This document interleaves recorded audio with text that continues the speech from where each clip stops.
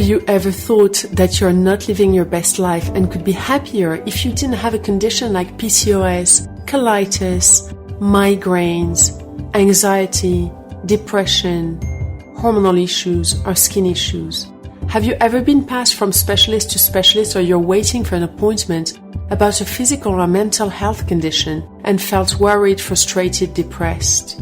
Or have you ever wondered how to go about being the fittest that you could ever be?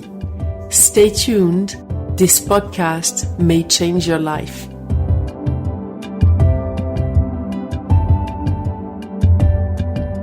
Hello everyone, and welcome to the Eat, Burn, Sleep podcast.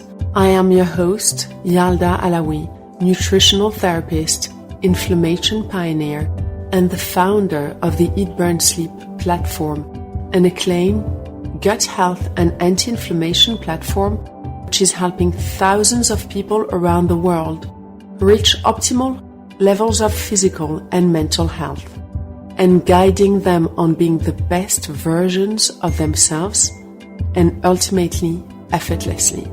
Throughout the series, I'm going to educate you about how all aspects of health are connected and give you some insight to the Eat, Burn, Sleep technique that I have developed with aim to give you some tools to tune into your best version so that you are living your best life, your way, in your corner of the world, a lot stronger, happier, and a lot healthier without extreme measures.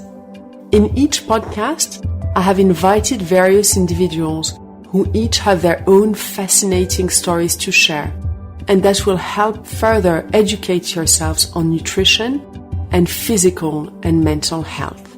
I also invite specialists in their field, whether it is physical or mental health, to help you understand further the connection between gut health, chronic inflammation, mental health, immune system health, and physical health. I am so grateful that they are joining me. And in this episode, we're going to be talking about codependent relationships with Steve Burns, a coach specializing in codependency and addiction. I hope you enjoy this podcast. Let's dive right into it. Hello, Steve. Hi, Yalda. We're doing that conversation today, are we? We are. Scary. Relationships. So effectively, we're going to talk about relationships, right? And the difference between healthy relationships and not so healthy. That's right. Yes. So would it be helpful if I described what we might term as a codependent relationship as a starter for 10? Yes, that sounds great. So lots of psychologists will talk about kind of relationship addiction. Codependency tends to be defined as any relationship where either one or both of the partners are more invested in the quality of the relationship than they are in their own sense of happiness or well-being. So typically in a relationship of two, there tends to be one person who has, dare I say it, relatively low self-esteem, and therefore is playing a very passive, subservient role in the relationship because they're terrified of losing the relationship and therefore will do anything to try and make the relationship work. And then there's a more dominant person in the relationship where they tend to be more controlling. They tend to make the decisions, and that tends to help them feel happier in life. So codependent tends to be two parties in a relationship where at least one of them is invested in the relationship to the point of bordering on insanity because they're terrified of losing the relationship. So typically they're going to struggle with trust issues. They're going to feel guilty about taking time for themselves. They're going to be having a preoccupation with a partner's behavior or well-being. They're going to feel difficult to express their real emotions. And ultimately, their mood is going to be beholden to what's going on in the relationship at any given time, and their happiness and well-being, again, is going to be directly correlated with what's happening in the relationship. Does that make sense? It does. So let me give you some examples of codependent relationships. So let's do the first, which is easy, husband and wife, right? So a conversation I'm having on a very regular basis. The wife, mother of kids, kind of sacrificed her career to become a full-time mum. Husband turning into workaholic. So from the husband's perspective, he is looking for his wife to be mother of children, chief bottle washer, but then work comes as the priority. So his focus is not connection, it's not love, it's not fun, it's not being with their partner, it's work.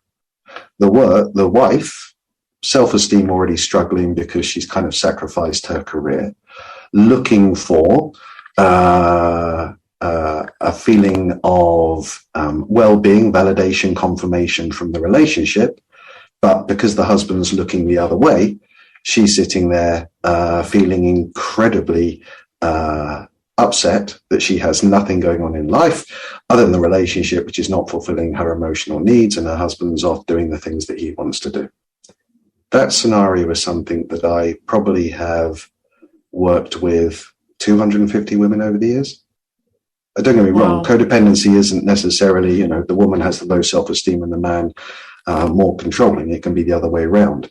But because the fairer race tend to make compromises at the point when kids are born, and so often I hear that story where the wife is looking for all of her validation, confirmation, and self-esteem in her life directly from the relationship. So her entire focus is on the quality of the relationship, whether it's her partner isn't. And clearly, that creates an awful lot of stress and angst in the relationship. Another example might be a daughter and a mother.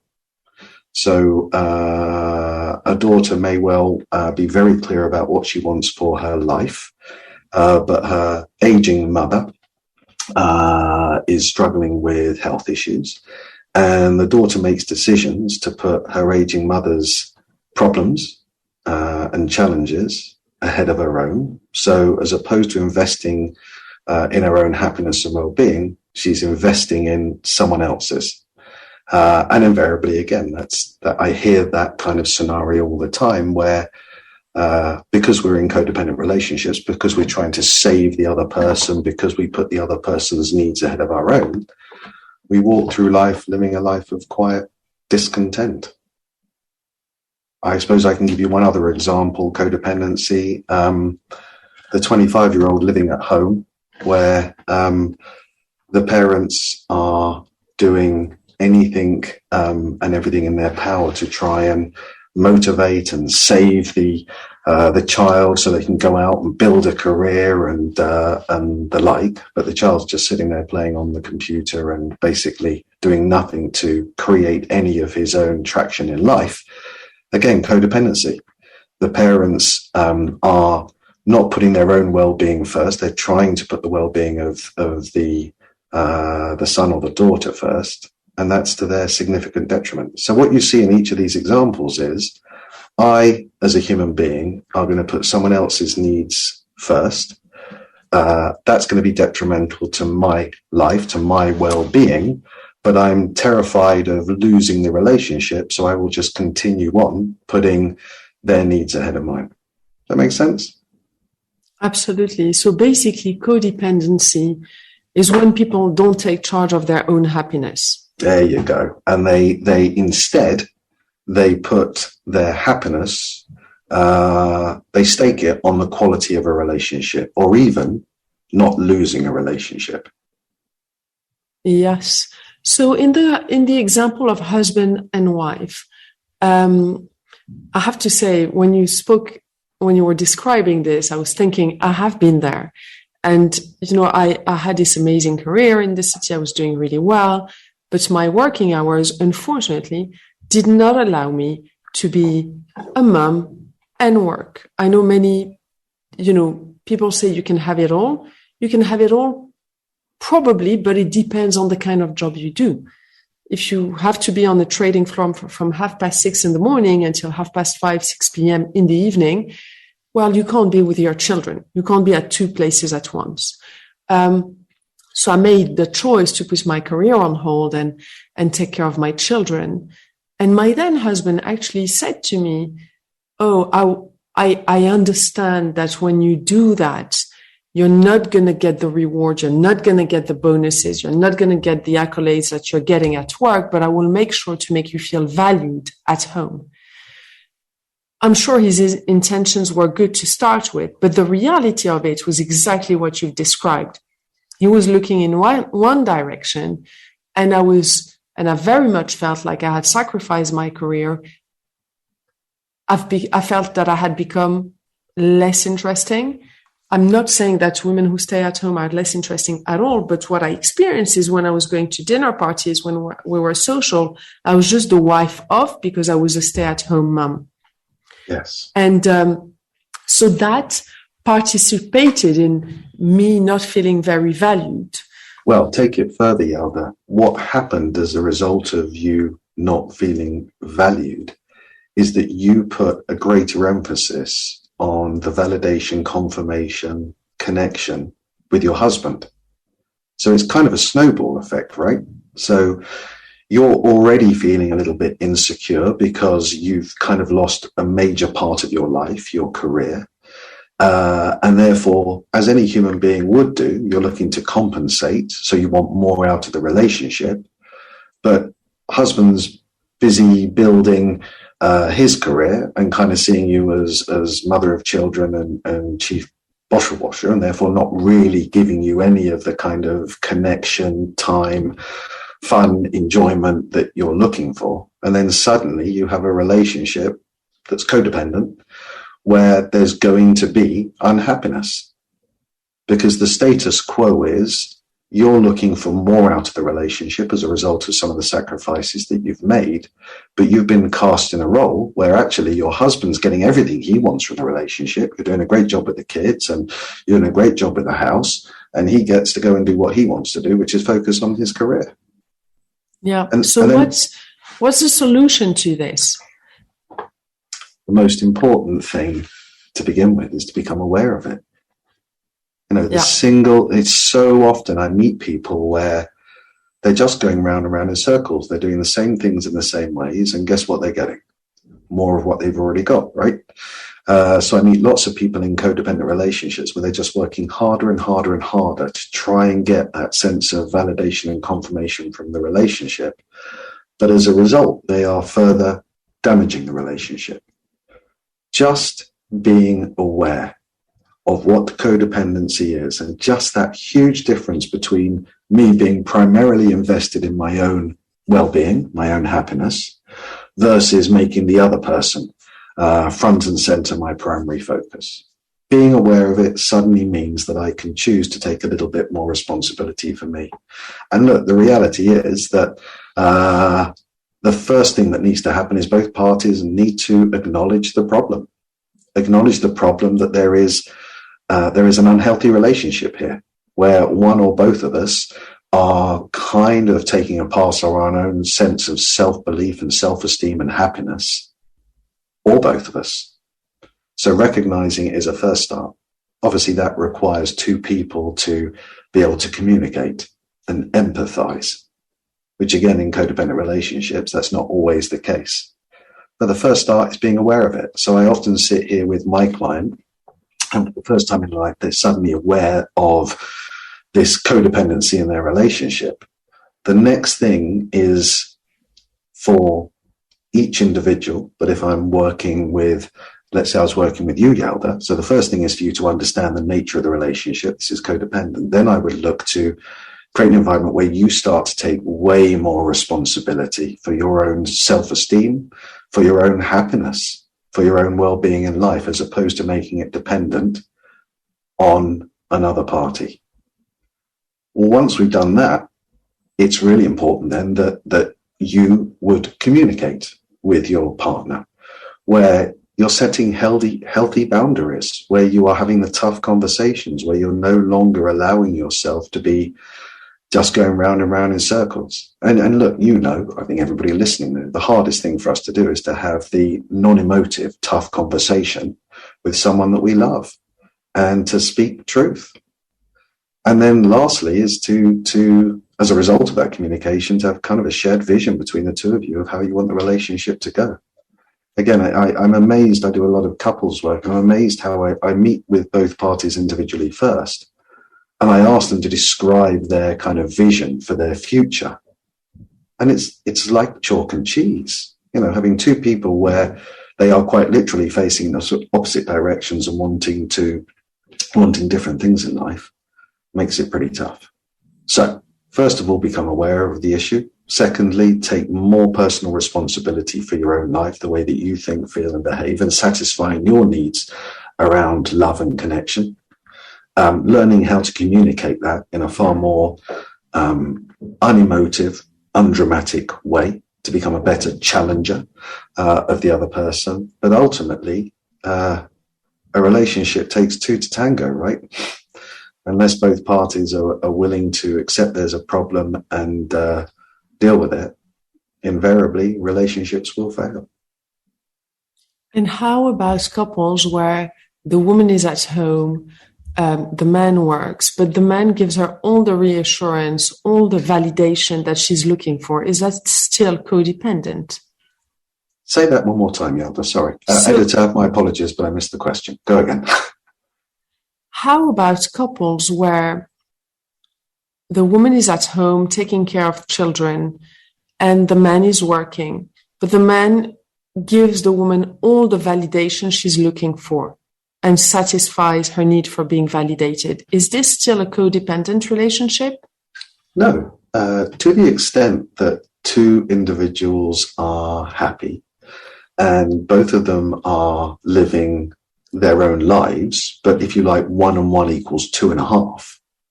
That's utopia, right? I think all of us dream of being in those relationships where we're independent of the relationship. We have our own self-esteem, but the relationship adds to the quality of our life. In that kind of situation, everyone's a winner. The problem I see is that invariably 1 and 1 is equaling 1.5. In an awful lot of relationships where one of the parties is very unhappy because they're not having their unconscious psychological and emotional needs met. Yes, that makes complete sense. And so I'd like to understand where this comes from. Well, go on. Is this childhood patterns, or could you have very healthy childhood with healthy role models, but yet fall in a codependent relationship? Far, far, far more likely that you have come from a family where codependency exists. So that might be a scenario where there's been an addict as one of the parents, or where there's an unhealthy relationship between the parents. And we kind of learn through experience, right? So that formative conditioning that we receive during our formative years, when we watch the big people and how they maintain their relationships and how they look after their sense of self or otherwise, we learn from that. I mean, an awful lot of people in codependent relationships where they've been told their whole life they're just not good enough. And because they've started to believe they're not good enough, they're looking for validation and recognition from another human being. And if they don't get it, they don't feel good enough. Now, I'm looking for validation and recognition from my wife, but my self-esteem is entirely independent of what she thinks about me. Don't get me wrong. I'm desperate that she loves me and wants me, but I absolutely understand that I'm an independent human being and that my self-belief, my self-esteem, my emotional well-being and my happiness is down to me. It's not down to us and it's not down to her. It's down to me. Yeah, very interesting. And why? So when you've described these codependent relationships where in the examples you've given, the wife is looking for validation, and we understand this comes from the fact that maybe she was put down as a child or had a parent that was an addict or parents who had codependent relationships. So that was the model in her head. Yeah. For the person who's controlling and getting pleasure from that, where does that come from? Again, that tends to be something that we learn during our formative years. So there's many people that grow up believing that being a persecutor of others, the school ground bully, is the way to go. They've learned from a parent, they've learned in the school playground that actually being highly judgmental, critical, and ultimately mean and punitive is a way to make them feel better about their own life. So again, they've learned that, and as they walk into their adult years, that's their model for a relationship. So they're looking for a partner with low self-esteem where they can get away with manipulating and bullying. And there's lots of the partner comes from a relationship, from a family where they didn't get the love they were looking for. So they're just looking for any kind of love, whether it's healthy or not. And there we go. Two people form a codependent relationship based on their needs as a result of their experiences during their formative years. And that pattern will continue until they become aware of it. And invariably in that pattern, using the roles that we've said, the wife will do everything in her power to try and make the husband happy. She will forego her happiness just to try and get validation and recognition from him. And if she's not getting it, she'll feel anxious, stressed, increasingly jealous, and the like. And the husband in that situation, well, he's as happy as he can be because he's getting what he wants, which is the wife just doing everything in her power to shine the light on him and make him what this relationship is all about.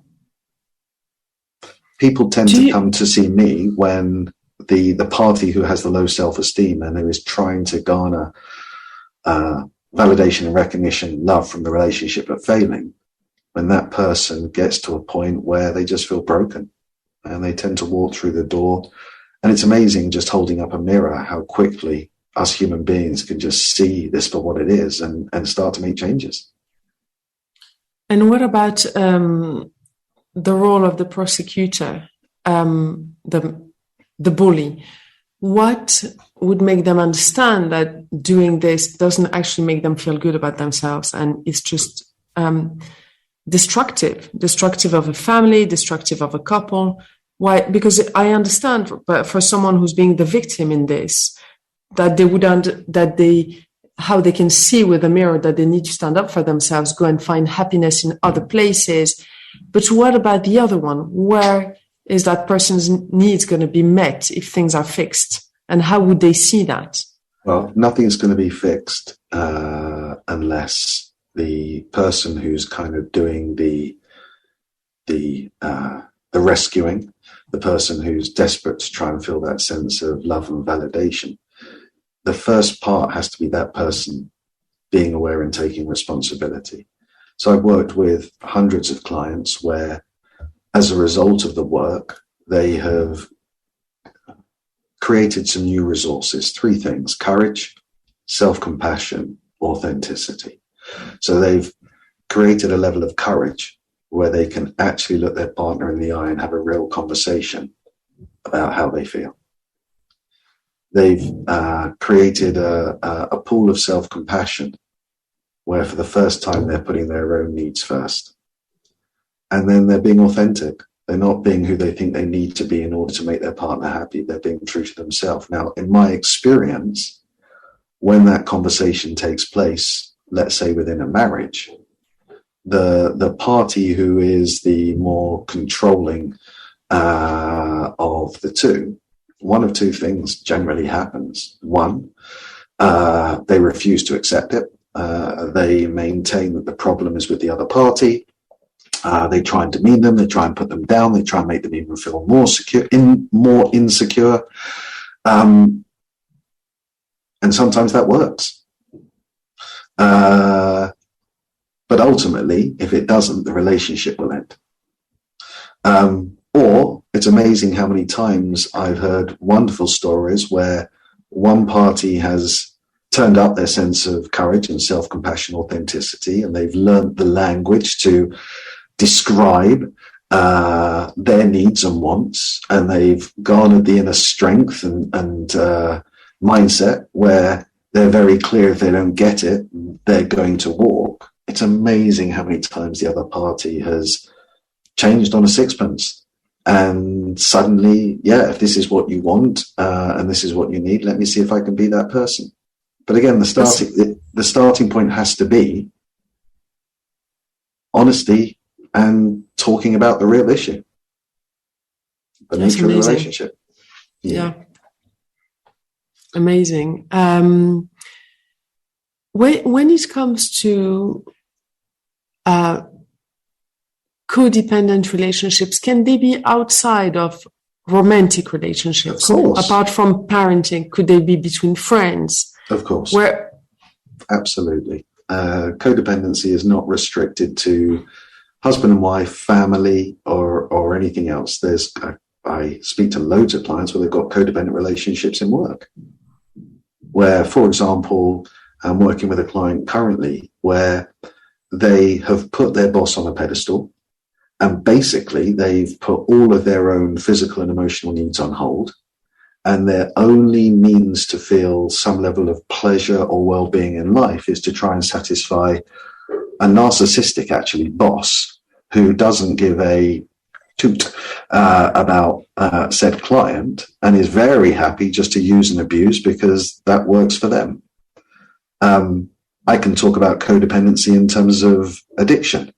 So I work with lots of people where they come in here, they're not alcoholics per se, but they have a really unhealthy relationship with alcohol, and it's codependent.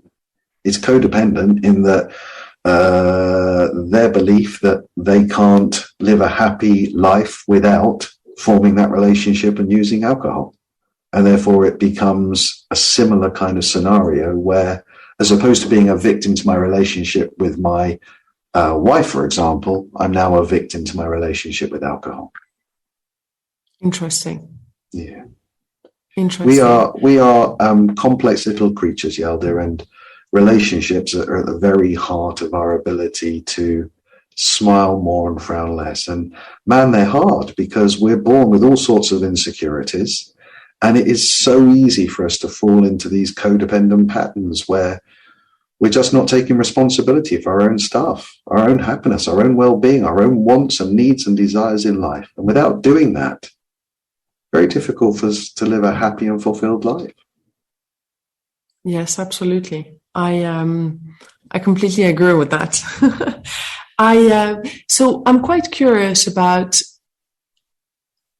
people with parents who have either codependency between themselves or codependency with a substance and addiction. How does a child see that pattern and reproduce it? What happens in a child's head? Well, let's go down the route of a child who's got a parent who is an alcoholic. The one thing that we know is that child from that parent is not going to get what they need. I don't like the word need, but a child needs emotional reassurance, needs a genuine connection with their parent as a means for them to grow emotionally healthy. When said child doesn't get that love, that confirmation, that validation from that parent, they will seek it elsewhere. Mm-hmm. And they can seek it elsewhere in a very codependent way, where they're going to do everything in their power again to garner some level of love, affection, confirmation, recognition from someone else or something else. So typically it's the child's response is, unconsciously, I'm not getting what I need, so I'm going to go out and find it. But obviously, as part of them not getting what they need from their parent, beliefs are formed that it's about them, it's not their parent. You know, how many 8-year-olds with an alcoholic parent is going to really understand that the alcoholism is the parent's responsibility and nothing to do with them, and that everything else being equal, normally they would be getting lots of love and affection, but because of their parents, no one explains that to us kids. We tend to internalize it, and we tend to work on the basis, in part, it's our fault. And therefore we go down the route of, I'm not good enough, I'm not worthy, I have to work harder in a relationship to make it work. I will sacrifice of myself. I will be the perfect partner to the person that I end up with. And my happiness is far less important than my ability to now maintain this relationship. And there we go. So interesting. Yeah. And would that apply for a parent that's absent? So a parent who's alcoholic or there physically, but not really mentally, would that happen with someone who, lost a parent when they were young or absolutely raised by a single parent? So there's two very different things we're talking about. One is I'm trained by a codependent to be codependent. The other is, as a result of what's going on in my family life as a child, I'm not getting the love and the recognition and the validation that I'm looking for. So my mind goes off and finds other ways to achieve it. And invariably that can be via addiction, via codependent relationship with another person, whatever the case may be. Very interesting. So let's say someone is an adult, whatever their age, and they're listening to this podcast and starting to wonder, oh, maybe I have this going on. Yeah. What is your advice for such people? What's the first step to heal from this and start forming healthy relationships with co-workers, with your boss, with friends, with love interests, and maybe your own children as well? Those three words: courage, self-compassion, authenticity. So the courage to be honest with ourselves, the courage to look in the mirror and be clear about where we're at, the courage to start talking about this, the courage to go and talk to someone about this. Starts with courage. Self-compassion. Self-compassion is about putting oneself first and only then worrying about other people. Self-compassion is about learning how to set boundaries and protect them. Self-compassion is learning how to have the tough conversations when people are stepping over those boundaries. And then three, if we don't choose to be authentic in life, if we choose to walk through life trying to be that we think other people want us to be, we're not going to be happy, and we're going to live a life of quiet discontent. So I would say to anyone, the starting point is write those three words down and imagine if you could turn up those three words. So if you could turn up your sense of courage, if you could turn up your sense of self-compassion, and you could turn up your sense of authenticity, what would be the conversation you would have with your partner? And it's often an exercise I suggest that my clients do, which is in a parallel universe where I've controlled your mind and suddenly you feel like a more courageous, self-compassionate, authentic version of yourself. Specifically, what would be the conversation you'd have with your partner? I would add in a little bit, you touched on before some of the roles in the drama triangle, so kind of that victim role of poor me. So I would advocate write that letter not from the position of a victim, poor me, but much more in the sense of this is what I hoped for in the relationship, this is what I feel like I've got, and this is what I would move towards. So a more logical, rational kind of view. But the starting point being, get it down on paper, but on the basis that you've turned up those specific resources, because you'll end up with something that is far more helpful. Yeah. Fascinating. Something you've heard me say 100 times, if I've said it once, Yalda, is easy conversation, tough life. Tough conversation, easy life. And too many people in codependent relationships are avoiding the tough conversations because they're terrified of losing the relationship. I would always say to someone, if you gave me a choice of a year of living a happy and fulfilled life versus 10 years of living a life of quiet discontent, I'll take the former every single time. Thank you very much. I think there's one other thing to say, which is, we fear losing these relationships and therefore we acquiesce to, someone else's kind of controlling personality or the like. I'm yet to meet the human being who isn't able to get past one relationship and then find another. I'm yet to meet the human being who isn't able to get past that relationship and find another. Don't get me wrong. I'm not suggesting it's easy like falling off a log, but there are healthy relationships out there for all of us. It starts with a healthy relationship with ourselves, but then just being very clear about looking at the other party and just questioning ourselves as to whether actually we feel able to communicate honestly with them about our needs and wants and fears, and whether they respect our boundaries in the way that we would want them to. You know, there's a wonderful video by Brené Brown called The Anatomy of Trust. I will link it. It's about 20 minutes long. It's got, trust is obviously at the very heart of any relationship. It's got some wonderful kind of insights in there around what trust means in a relationship. And part of that is that I can kind of trust you, Yalda, to have my best interests at heart. I can trust you that when I make a mistake, that you will be gracious in the way that you see it. And you'll kind of be on my side in terms of helping me trying to make amends. Mm-hmm. I see so many relationships where that's not the case, right? Where it's all about persecuting the person who's made a mistake and demeaning them and putting them down and so on and so forth. So Brené Brown's got an awful lot to say on this subject. I think is it's really interesting and quite profound. Fascinating. I will make sure to link this. And also for all our listeners, we have another podcast where we are going deeper into the drama triangle, which we have brushed over quickly here. So I invite you to listen to that as well. Steve, thank you so much for this fascinating conversation.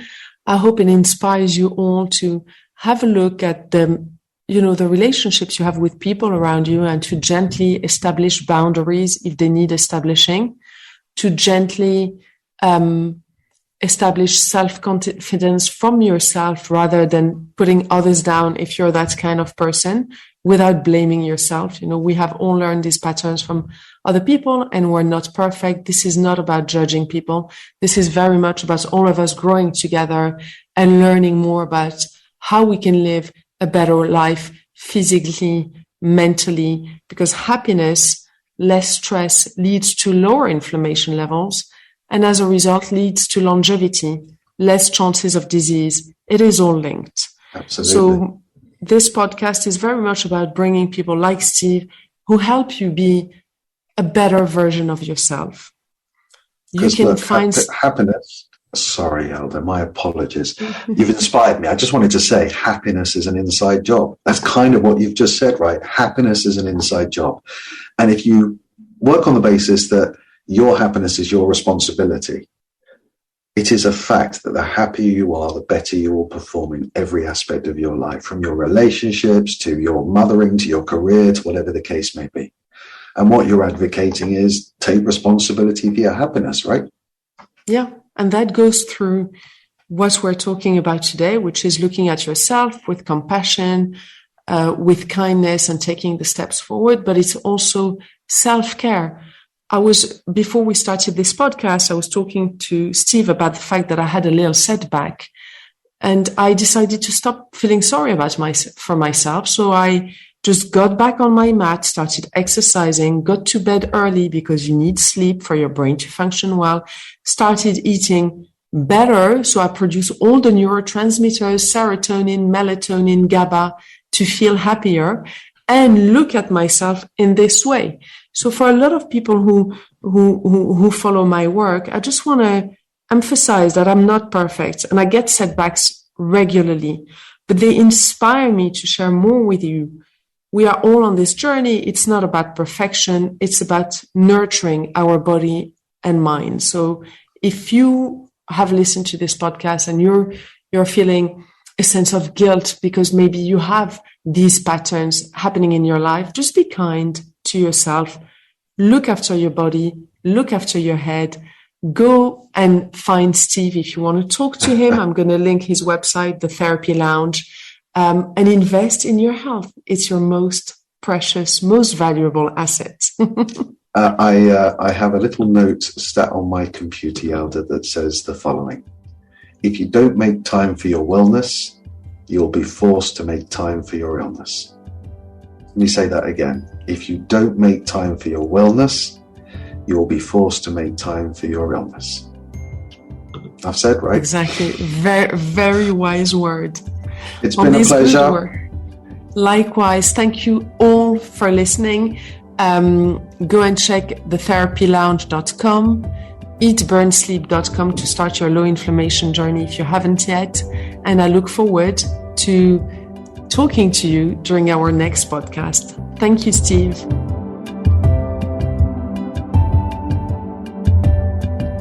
I hope that you have enjoyed this podcast. Thank you for listening. Be sure to subscribe and rate it and share it with your friends. In the meantime, most importantly, keep happy, keep healthy, and keep the inflammation down. I invite you to check eatburnsleep.com for articles, videos, and recipes, all helping further educate you on chronic inflammation and enjoy your life to the fullest. Thanks for listening, and see you next time.